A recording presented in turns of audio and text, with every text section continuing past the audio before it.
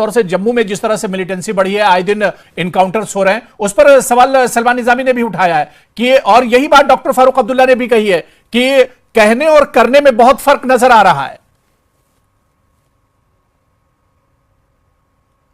सबसे पहले तो डॉक्टर फारूक अब्दुल्ला के उस बेतुके, बेबुनियाद, बेमतलब उस बयान पे आऊं। वो भारत की सेना जो देश की सीमाओं की रक्षा करती है, वो भारत की सेना जो हम सब की जान माल की रक्षा और सुरक्षा दिनों रात करती है, वो सेना जिसका सहनी न सिर्फ देश में बल्कि पूरी दुनिया में कोई नहीं। वो सेना जो निस्वार्थ भाव से, चाहे केरल, चाहे वेस्ट बंगाल, चाहे कहां से लेके अपनी जान की बाजी लगाई आज तक इन्होंने इस जम्मू कश्मीर में शांति बहाली के लिए, और जम्मू कश्मीर दुश्मनों के हाथ में ना लगे।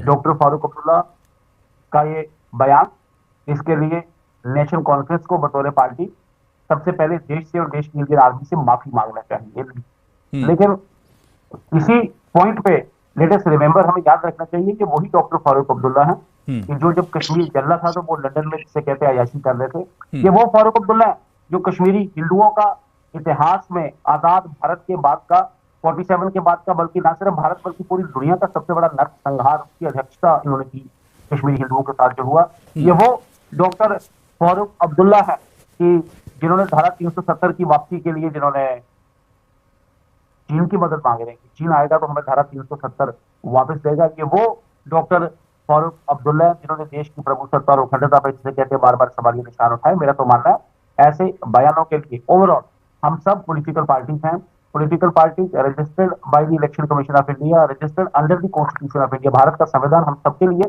सुप्रीम है। भारत की संविधान की धारा और मुख्य धारा से बाहर निकल के बल्कि फ्री फॉर ऑल सिचुएशन में ऐसी बयानबाजी करना ना तर्क संगत है, ना जनता के जिसे कहते हैं पब्लिक इंटरेस्ट में है, ना ही देश की संवैधानिक नीति और नीति को सुझाता है। और सख्त कार्रवाई इन पे करनी चाहिए इलेक्शन कमीशन ऑफ इंडिया को और विशेषकर सरकार को। ऐसे बेतुके बयान देने का ना को हक है